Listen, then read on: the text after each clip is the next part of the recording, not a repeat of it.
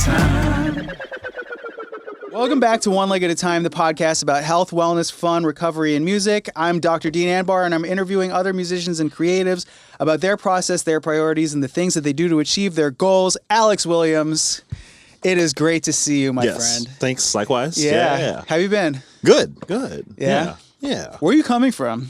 I am, so I teach at Musicians Institute during the day. Very cool. Yeah. So I was just, I just wrapped up my classes. Nice. Yeah. I remember one time we were having a conversation about your employment status there. Sure. Are you still adjunct, or were you trying to do full time? Oh, well, I was, yeah. So MI doesn't have a tenure track. So we're all like faculty. There's no professor, assistant professor. Yeah. So we're all just faculty. And honestly, full time there is like 25 hours. Yeah, that's what you were saying. There was something kind of like interesting about it.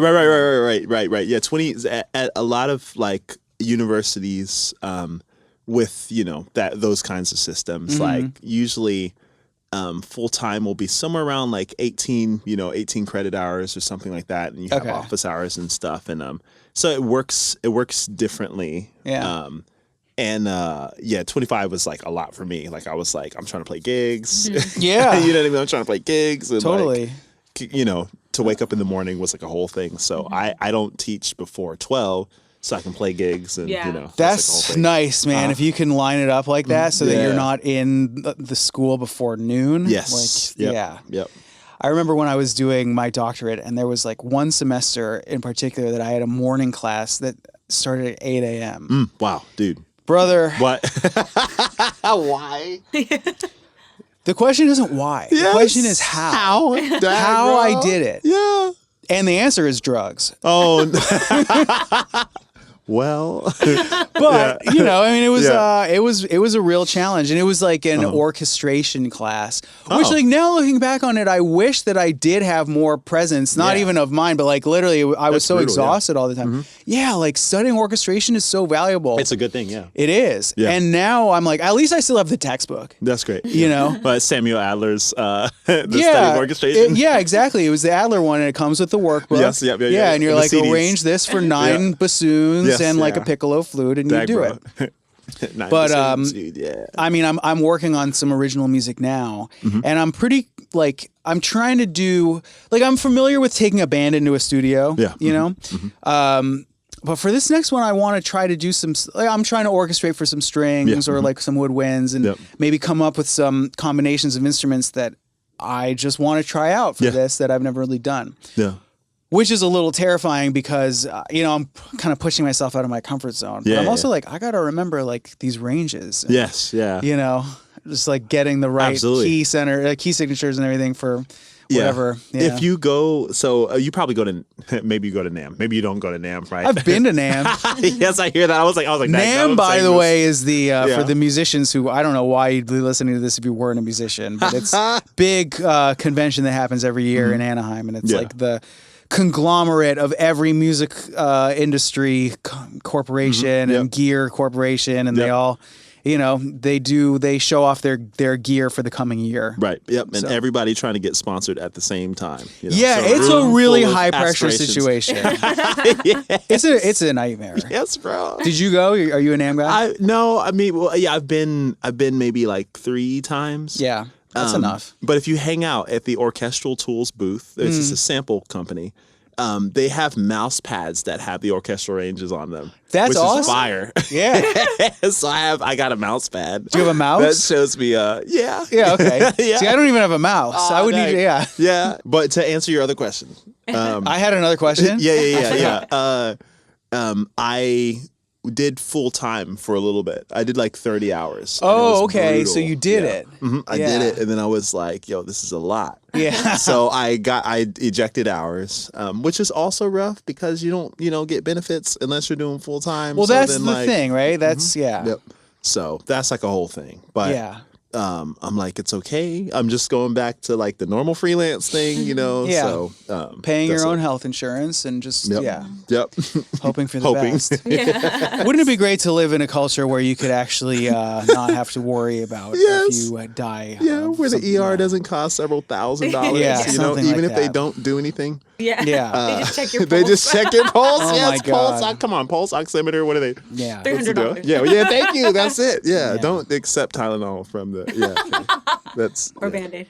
Oh, jeez. It's crazy. I remember when I got in a little accident on this like fake Vespa thing that I had. I had like this knockoff Vespa when I first moved to LA. It was, like, a fantasy, and I did it, and I promptly crashed it. Oh. And like when I did that, an ambulance came, but I was like, no, don't. But what was crazy is they didn't bill me for it. Okay. Which That's I wonder. crazy. Okay, good. You know. Right. I don't know. I really don't know. They couldn't figure out who you were. Yeah, maybe. It was really strange. The whole thing is such a blur, though. Okay. Dude, it was so terrifying because I was wearing a jacket. Yeah. And like, I took my jacket off, and I was like, I think I'm fine. And I had popped a blood vessel in my arm. Gracious. Wow. But what that looks like is just this like huge protrusion. And I was like, oh wait, maybe I did break my arm and I'm just like in a state of shock and I can't feel it. And the guy was like, nah, man, you're fine. I was like, oh, okay. Cool, good. Well, then you guys can get out of here. And they did. They didn't stick around. But that was a pretty scary day. Yeah. Yes, that's messed up though. Yeah. I don't ride on two wheels anymore now. Bro. Yeah, that kind of ruined it for me. It's funny too because I think about like, and I've had this conversation with people before where because I do have this, higher education degree in music where the clear like next step in the track is to teach at a university. Sure. Yeah. I support it. And I go back and forth on it. Well, the thing is, it's not like I'm opposed to it, but I don't know about doing it in LA. I got you, yeah. You know what I mean? Mm-hmm. Yeah. Because it's such a hustle here, and it's just like, I don't know if it's something that I want to try to pursue while I'm here. I feel like it makes more sense to go to a city that isn't so saturated for that. I don't know. Well, how much do you like gigs in LA? That's the question, you know? Because if you move... That's what you're giving up. That's what you're giving up. Yeah, that's true. Yeah. I'm going to plead the fifth on that. Depends on my mood. Depends on the day. No, I love gigging in LA. I mean, and that's what keeps me here. Okay. You know?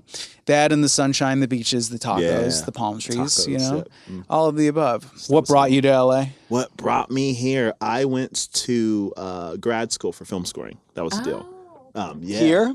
Berkeley. Okay. But Berkeley, Valencia at their master's school. Which Berkeley? Yes, exactly. Yeah. Cool. Berkeley College of Music. But they back then in 2013, 2014, they only had master's degrees at Berkeley, Valencia in Spain. So that's where I went. So you went to Spain to study film scoring at Berkeley. Yes. Cool. Yeah.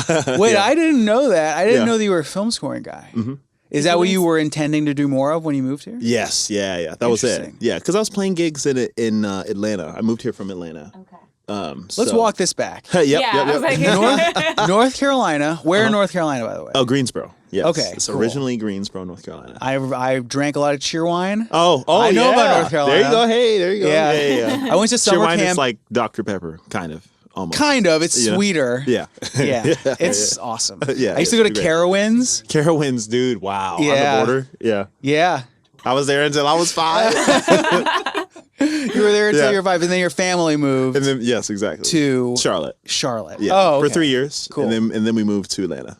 Got it. Mm-hmm. So you say that you're from Atlanta? Yeah, like if I'm not, you know when people ask you like, how are you doing? There's like the at this moment, and then like all the levels of whatever. Sure, I get you. So if I'm not trying to like really get into it, I'll be like, I half the time I'll actually redirect and I'll be like, oh yeah, I moved here from Atlanta, and I won't, you know what I mean? Okay, it's the truth. I'm not completely trying to give my lineage, but I get it. Well, but I'm curious. I'm curious about you, and we've never really talked about that. But I have a similar kind of like when people ask me where I'm from, I usually say Chicago because it's easier than saying I was born in Los Angeles, grew up in Montreal until I was 10. Then my family moved to Chicago. Like it's just, it's too much. Right? It's a lot. Yeah. Right. And then people who know me lambast me and say that I claim that I'm from a lot of different places. And I'm like, well, what am I supposed to say? Yeah, I don't know. I am. Yeah, I am. Yeah, I am. Sorry that I've just Yes, come on. Sorry, Culture. I'm just cultured. Yeah. No, I mean, I definitely get it. Yeah. And then you went to Spain. Yeah. Yes. Yeah. What was You that learned like? Spanish? It's crazy. I had studied Spanish in grade school. I mean, I thought my Spanish was pretty good. I didn't consider myself fluent because it's like this thing happens, right? Where like you're listening to people and eventually they start to sound slower and you can hear it. But there were people still who they talked so fast that I still did not, So I was like, I didn't think I was like completely there, but yeah. But much better. My Spanish got much better. I mean, that'll happen, especially the immersion of being in that place for a while. Yeah. Well, yeah, that's awesome, man. And then you've been here for 8 years. What instrument did you get started playing? Yes. So because you are a multi-instrumentalist. Thanks. I appreciate it. Yeah. I mean, I'm not saying that as a compliment. No, you excel at everything I've ever seen you teach. And that's a matter of fact. Yes. I appreciate that. Yeah. I started playing piano and percussion at almost the same time. When I was a kid, I had a neighbor who played piano, and we went over their house and we were watching him play, and I was like, yo, I want to do that. Yeah. So my parents got me like an upright. That was in the 4th grade, so I started doing that, and also in the 4th grade, I started playing percussion in the school band. Okay, cool. So that was the deal. That's nice. 4th grade is young to start doing that. Yeah. 4th grade is young to have the discipline to try and play a percussion instrument in time. Yeah. Right? Like that's crazy. That says a lot about you. Sure. The kind of kid you were. Yeah. You were not a troublemaker, I'm assuming. Or were you? Not in the most not like intentional discord. I like to talk in class, but like not like you know what I mean. Like not like I'm trying to like derail the yeah. Of course. Yeah. Which would be funny too, but that wasn't me. Maybe I enjoy that more now. But not. I was gonna ask you. So like, at what point did you start to get into like playing music to the degree that you are now? Like, did something click at some point where you just were like, I'm like all about this. Yeah, when I was in elementary school, I drew all the time. Actually, I would draw Dragon Ball Z. That was my deal. I just sat around and drew Goku and Super Saiyans, and eventually in high school, I felt like I needed to decide a little bit, just a little. Like I at some point I was like, well, I could just play, I could just play. Yeah. Because that, that's working, or that feels, pretty great. So, about that point, I pivoted away from, I wanted to be a comic book artist in middle school. That was my deal. That's interesting. Yeah. I also started out, like, drawing was my first form of self-expression. Nice. Yeah. That's and great. like my parents sent me to art camp. Yep. I was never really actually that good at it, but I think I just loved doing it. That's great. Yeah. That's cool though. I mean, I totally see those things as being like parallel, forms of self-expression. Absolutely. Because you're literally giving a presence to a vision that you have and like expressing yourself in that way. Yeah. And comic stuff specifically. Yes. Yeah. It was all Japanese, like Final Fantasy, whatever. Your favorite. Yeah, your favorites over here. Absolutely. Yeah. I would draw all of it. Mine was and still is Garfield, by the way. So yeah, that's awesome. Yeah. Look. Okay, so it was around high school. Yeah. And then, well, did you start gigging when you were in high school? No. I was not. No, I was not. Well, did you play any shows? Like, or were you just mostly just playing in school? That's fair. Yeah. Yeah. Definitely with school. Yeah. Yeah. So no, I mean, these LA. I mean, kids I find here in LA are like they're like really good in high school. Yeah, but it's not real life here. Like growing up in LA, it's like Hollywood. It's Hollywood. Yeah, exactly. It's just like cool. Yeah, my kid is playing at the Whiskey A Go Go. Right. Yeah. They're 12. Right. But like, it's gonna be great, and it usually is great. Right. I mean, my high school jazz, we did not know what we were doing. Like there was no, you know what I mean? Like I had no idea. Well, but with you though, I don't know. You know, like you could be that kid who was just like, you know, I had something going on. My high school had a steel drum band and a jazz band, which was awesome. That's pretty cool for a high school to offer a steel drum like ensemble. Yeah. Super, you know, you're super unique. And I went to a magnet school, which meant that I would ride a bus in the morning super early. I'd get up at like 5:30, get on this bus, and the bus would wait at different schools and, you know, this kind of thing. So I would get there super early every morning. And in the morning, it's what, like 7:30, right? Like, do any of us get up this early anymore? Sometimes. If I have a flight. Yes, me too, right? Yeah, right? Yeah. But I would be there super early, and that's when they would practice. And so I'd be hearing them play all of this stuff. And I thought it was awesome. So I was like, yo, I want to do that. And that's when I started playing drum set. I was going to ask, because you keep saying percussion and very deliberately not saying drum set. So I was wondering if those were different. Yeah. So, I started playing drum set there. And then basically when at some point those guys graduated and there was like no one left to do the stuff. And it was just me and one of the other guys who actually played drums. And I knew the beats because I had been listening to them for like, I don't even know how long, and half trying to sleep. Eating brown sugar cinnamon Pop-Tarts for breakfast. Definitely the best flavor. Like, yes, come on. Yeah, head and shoulders. Yes, absolutely. Strawberry, close second. Right. Yeah. Wildberry. I've never had wildberry. Bro. Is that new? No. That's the purple one. The purple one. Maybe that's a regional offering. Bro, LA has no taste in Pop-Tarts. No I'm from Chicago, man. I never saw a wildberry Pop-Tart. Crazy, bro. I remember, strawberry, blueberry. Okay. Brown sugar, cinnamon, and then s'mores. And those are the four. Those are cool. S'mores. Yeah, they're fine. Yes. Got you. It's like the ideal, right? You know what song? Okay, so I do every now and again, I'll watch Family Guy. And there's that one Family Guy song where he sings, you know, do you ever put butter on a Pop-Tart? And I never have. Dag, I've never done that either. And I've thought about it. Okay. But I've never like sunk to those depths of just like fat guyness. That's my recent snack though thing has been putting butter in dates. Okay. Ooh. Really? Okay. Yeah. Okay. It's awesome. Okay. Yes. Unfrosted brown sugar cinnamon, by the way. Yeah. That's my jam. Yeah. Really? Yeah, you can get rid of the icing. And then it's even more like, like they come, you can buy them this way. Yeah. Unfrosted strawberry, unfrosted blueberry, and unfrosted brown sugar. You prefer the unfrosted? Yeah, because it feels more balanced. Well, it definitely is. Right? Right? But I feel like if you're already eating the Pop-Tart, it's just like, give me the frosting, shortbread. Yeah. Come on. So I have some questions written down, more or less on the subjects of health, wellness, fun, that kind of stuff. They're on 4 separate Wheel of Fortune style wheels. Okay. Pick a number between 1 and 4. 3. 3. Yeah. All right. So this is the 3rd wheel, and if you want to go ahead and spin the button, and then you'll see a question. I'm gonna hit the button. Hit the button. Give it a spin. And then I get a question. Yeah. And I'm just gonna be honest about when it's actually stopped. Yeah, this is you're the first person I've actually given control of that. That's awesome. Yeah. You took it with such confidence. I was just like, I guess. Well, I guess you're the host now. Yeah. Oh my gosh, that is better, right? Because otherwise, I just have to believe you that that you didn't. I would have showed you. Yes. Okay, what's made you so distrustful? That's good. No. That's funny though. Yeah. It's so I got. Do you have a pre-show ritual? Do you have a pre-show ritual? No.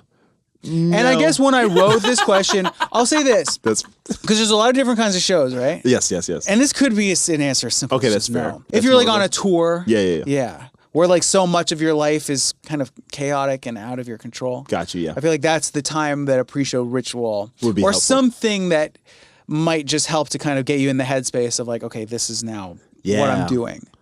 I think what I would probably do is before a gig, I got this exercise from Aaron Parks actually on a Jazz Heaven, masterclass that he did. Okay. Which was to sing something and then play what you sing, and then sing something else and then play what you sing. So you sing a little, da ba da ba ba, and then you play ba da da ba da, and you just keep doing that, right? Mm-hmm. And that you're basically practicing playing what you hear. Yes. You know, and it's like so that connection, it makes it really sharp, super sharp. And like 5 minutes of that is like gold. Totally. You know.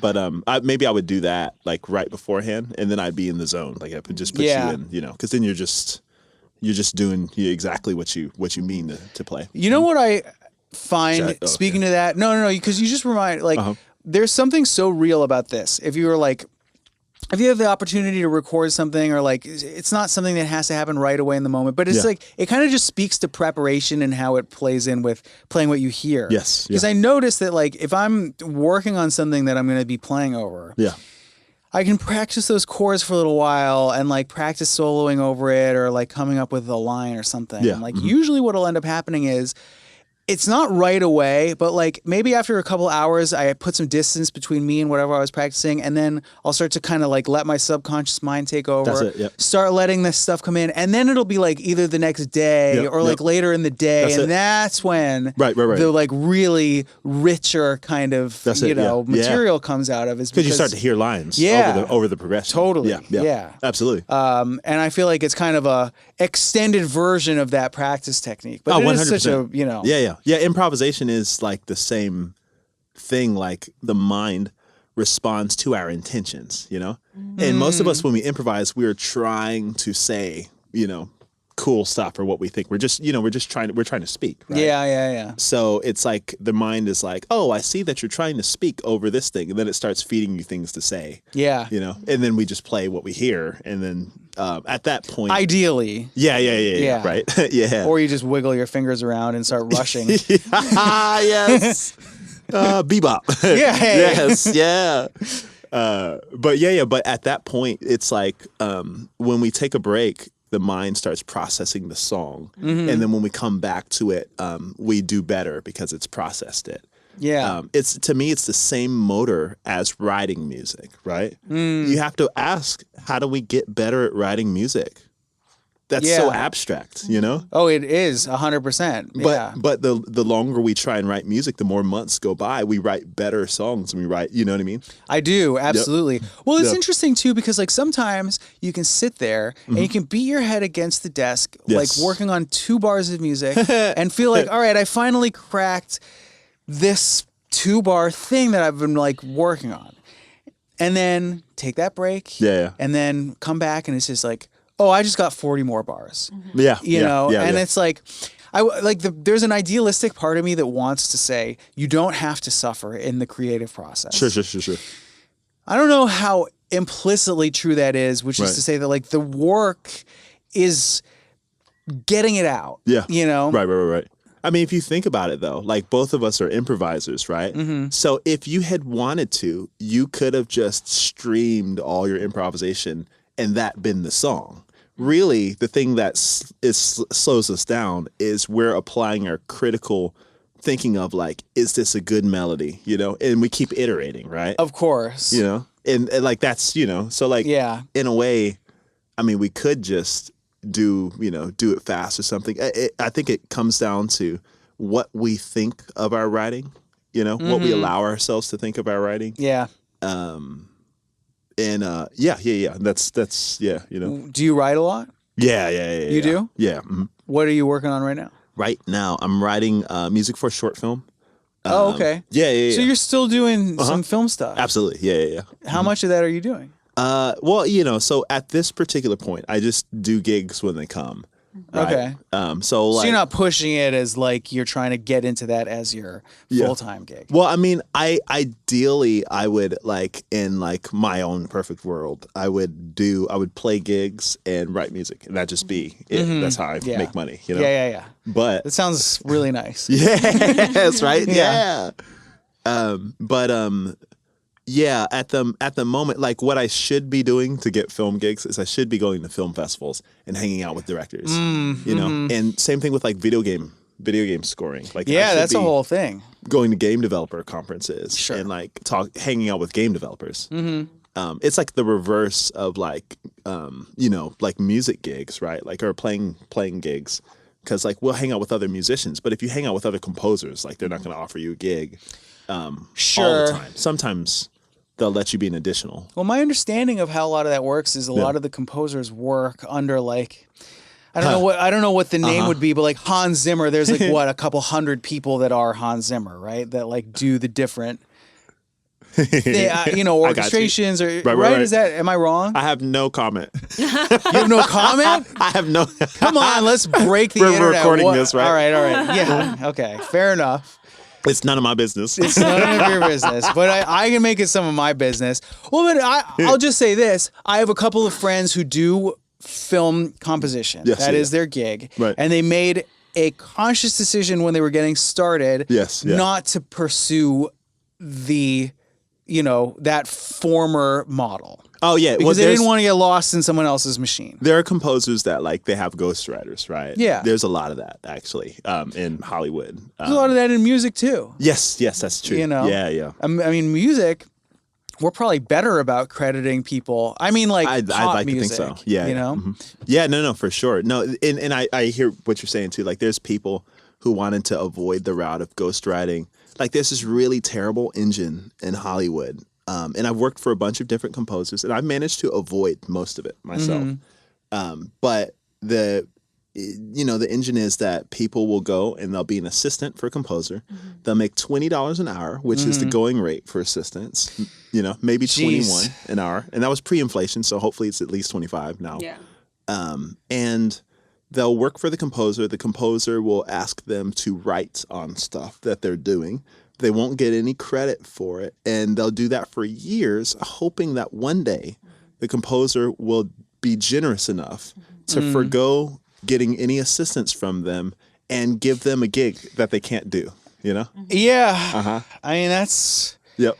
Yep. Yeah. It's tough. And the idea of not being able to do a gig really comes at... They're just deciding, because what they'll do is they'll take more gigs than they can do, and they'll hire people and have those people write music for them under their supervision. Of course. That don't get any credit. Yeah. So all it takes to fix this is for the composers to make up a new position. Like when we look at movie credits, right? It goes down the list of the artists and it says lead art direction, blank.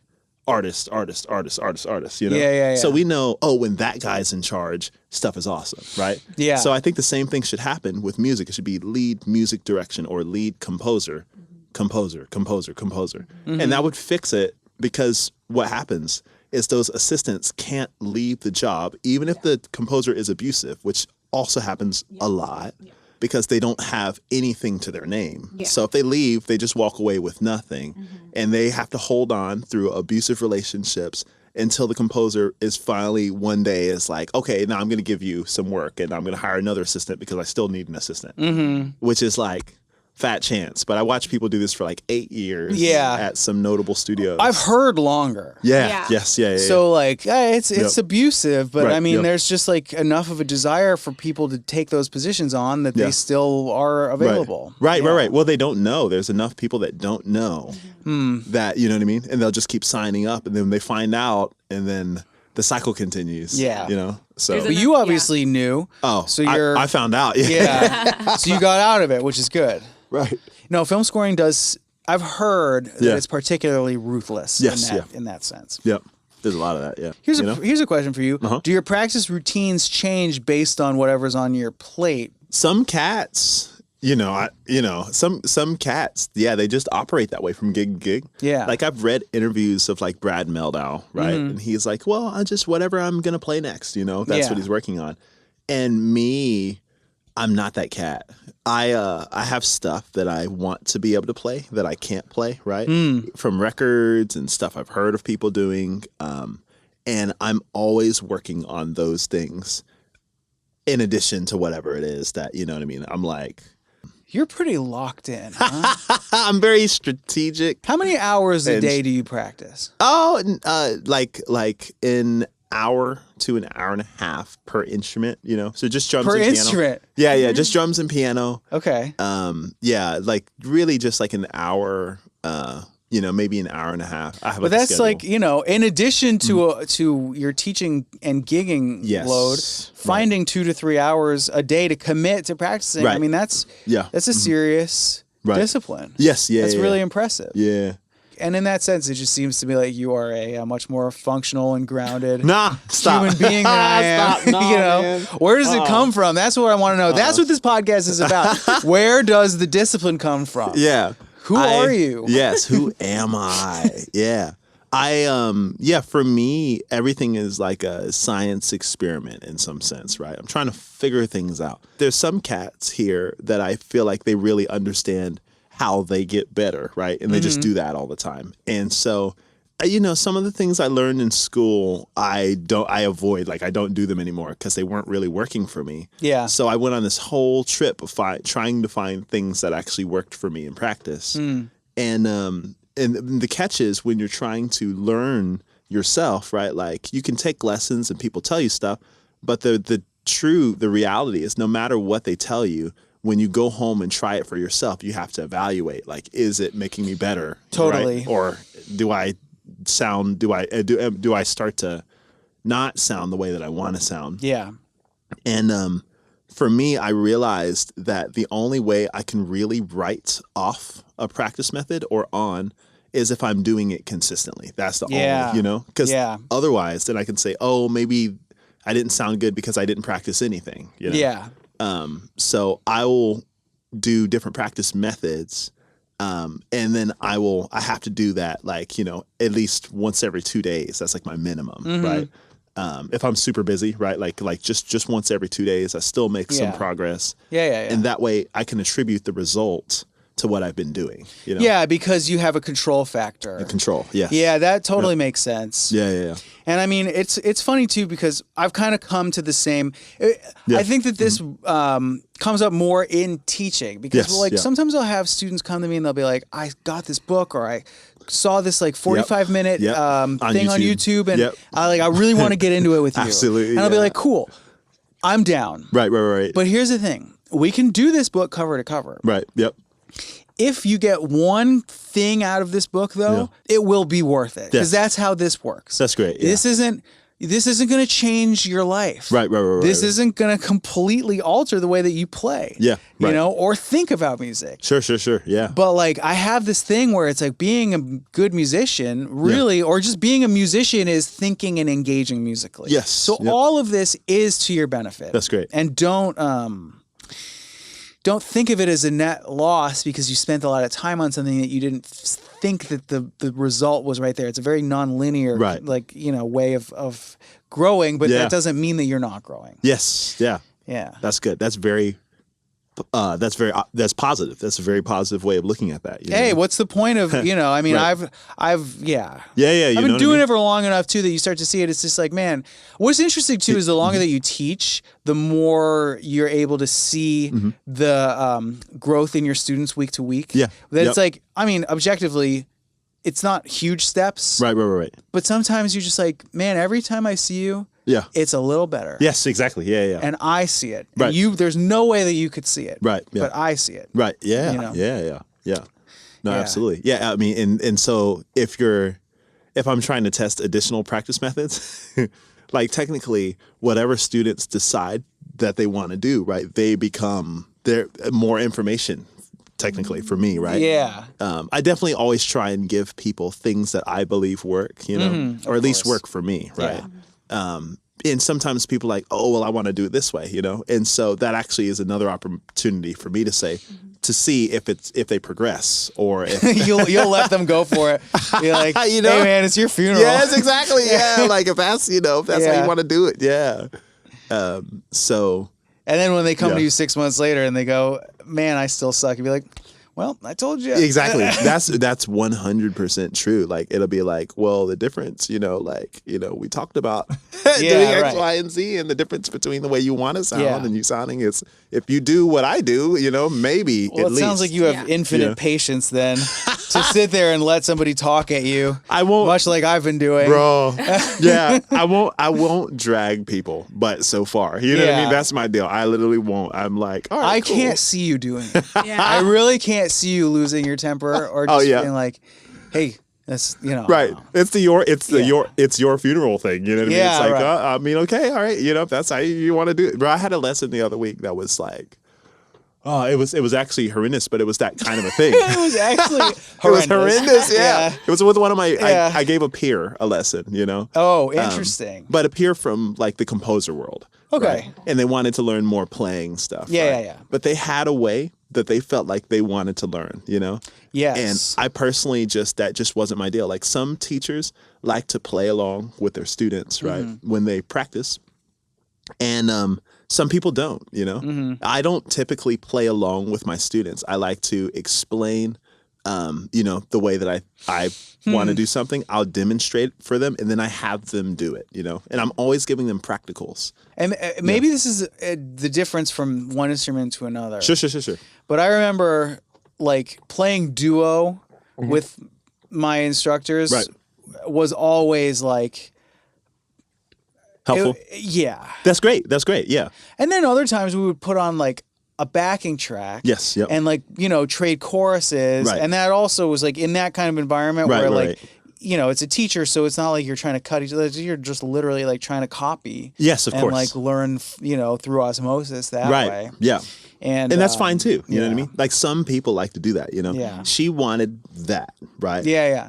But I don't typically do that kind of thing. I mean, especially like, well, I think there's three factors. There's the teachers that are genuine about that. You know? Yeah. And then there's teachers that they're doing that because they're bored because they've been teaching 7 students and they want they just desperately want to play, right? Yeah. You know, which I'm kind of like, yeah, of course, right? Yeah, and I'm kind of like I have to judge myself like in my heart, like if I'm really just about the student, you know, then like I hope I take myself out of it, right? So that's definitely a thing for me. I really respect like there's some teachers where I feel like the quality of my instructions, if my instructions are good enough, I can get them to do the thing without ever touching the piano. You know? Sure. That's, you know what I mean? Yeah. I mean, that's a strong ideal. Right. Yeah. My main goal with students is to teach them how to extract and apply the information that they want, which for me involves like I have to make them think about the thing. I have to show them how to fish, you know. Totally. And that's it. Like so I part of it for me is helping them realize that they can fish, you know, that they can like transcribe or whatever. That's always been such an important thing for me to pass on to my students. It's Yes, in an ideal world here, I'm teaching myself out of a job. Yeah, Because exactly. you should be able to figure this stuff out, and I want to show you how to do that. Yes. Yep. It's interesting though because not all your students want that. That's yeah. And like the course of study to get to that point where you're engaging with music in that kind of a way, Right.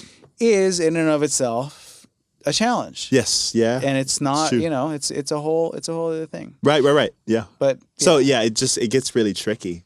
But they almost just demanded that I just like jam with them, you know what I mean? Yeah. And it was just like, and I was giving them such practical stuff, you know? are the kids jamming these days? I'm asking that seriously. Sure. Because I remember when I was doing my doctorate program and they put me in charge of the jam club at USC. Brother, the kids are not jamming. Dag. They're not playing as much. Okay, Like yes. out of their bedroom. That's fair. Yeah. And I think that probably you have a certain number of students who aren't playing as much as we did maybe when we were younger with other people because they're just working on videos or recording because they can. Yeah. And they probably really love to play, and like you might be their only chance to play with somebody else that week. That's fair. Yeah, but you know, if I hold even to my position, then that's going to force them to go find actual out of school jam opportunities. Yeah. And then they might actually get some work. Yeah. You know what I mean? Yeah. They might get work. And the best thing to do, I think, is if you're studying in the city that you want to live in, that you drum up work while you're in school. Oh, I mean, you know? that's objectively true. Right. Really in any field of study, honestly. Yes. But, yeah. But yeah, I mean, that's like, Yep.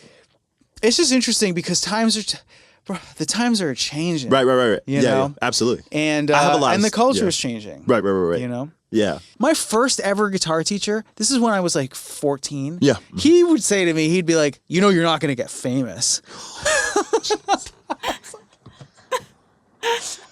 I just want to learn Stairway to Heaven. Thank you, right? You know? Are you projecting? Yeah. Sir, are you Well, projecting? he was. He absolutely was. But then You're like again, 12, you're right? like, Yes. I'm a little older than 12, So, but, okay, but yes, even yes. still, Yeah. it was just like, what's your problem? You know? But then I mean, this is me just being a little dummy, but I was like, oh, I'll show him. Okay. You know? And I was like, this is going to make me work even That'll harder. make you killing. Yeah. This is true. Look at Michael Jordan. But you know what I mean? Yeah, right, exactly. Yes, then I took it personally. And then I took it personally. That's it. Yeah. Dude, I loved that documentary. Yes. I loved seeing him in that. That documentary is fire. Yeah, dude. Yeah. Yeah. But all that is to say is, like, I think that it's good to have those kinds of. You don't want everybody in your life to be telling you, like, no, you got it, because That's then what's true, going to too. happen? Absolutely. You know, you're going to think when it doesn't work out, Right. what did I do wrong? When the reality is, like, you do have to be able to kind of push through it. Yeah. Yeah. The truth. Yeah. The truth is also loving. Yeah. Yeah. Yeah. Yeah. I have a question for you. Oh, for sure. Before we get into our next little segment here. Okay. My question is this, because I see you as somebody who's like, your attitude, I've never known you to be in anything less than a great mood. Oh, that's like, great. you know, whether that's true or not, like you present as just like so friendly and charismatic. Yeah. You're so good at the stuff. Every time we've done a gig, like you've always you kill it. Thanks. So Thanks. like, my question for you is like, what do you struggle with? Like, what do you consider to be Yes. a struggle for you? I'm not actually always in a good mood. See, that's so interesting for you to say that. Yes. I wear my feelings on my sleeve. Me too. I can't walk into a room if I'm not like I don't know how to do. I don't know how to put on the face. I got you. Yeah. You know. No, I think it's better not to. I mean, the reason why, like, I seem like I'm in a good mood, it's all Jesus. Like, that's for me. Like, I literally, like. So what does that do for you? What is Yes. that? Where does that? What does it give you to be able to go wherever I'm at? Yeah. Like I want to meet it at this idealistic level. I pray, right? I pray to God. Yeah. Right? And my prayers are actually just me talking to God, right? They're not any pre-formulated, like say this prayer and whatever. Like, I'm with it.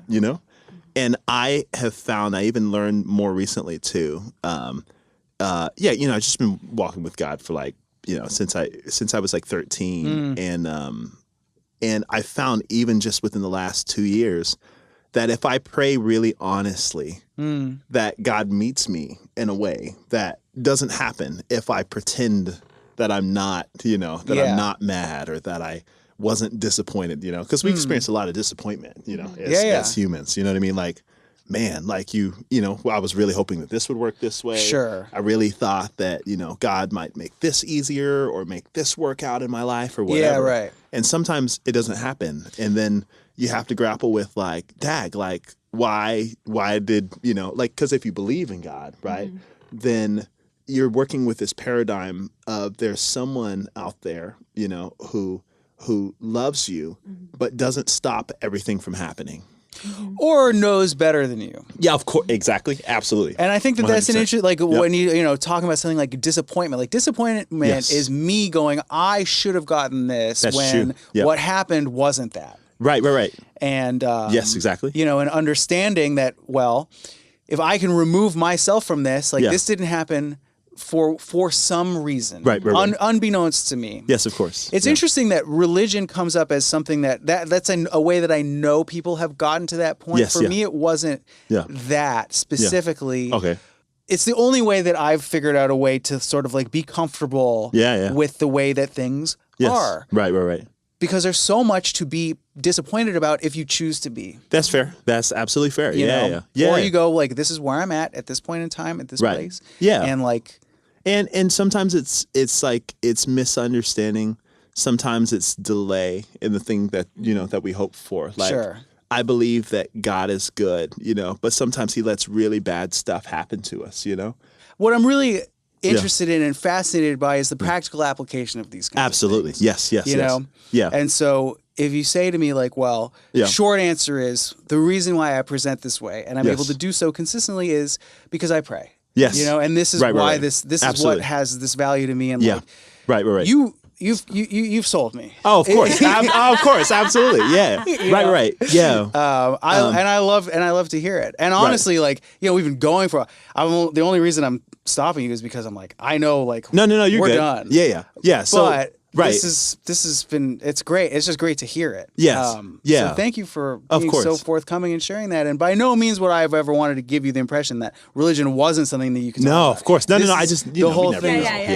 But he didn't say anything. Yeah. I know. I know you. And when I asked you to come on, I was actually kind of wondering if it was going to come up. It's really interesting that you kind of, you must have made it a point to not bring up religion up until that point. Yeah, I'd shoot the breeze. Yeah, I know you do, but it's actually really nice for me to get it because I don't know if we would have ever had a chance to really talk about that stuff in that way had it not been for something like this, where it's just like, what's the process like? Yeah, and that's really cool to hear it. Well, yeah, and I just wanted to add to that to what I was saying. The end result of looking at it that way, where God has planted all these good things and that sin plants all these bad things, is that I am not looking, I don't identify, as someone who is all of these bad things. You know what I mean?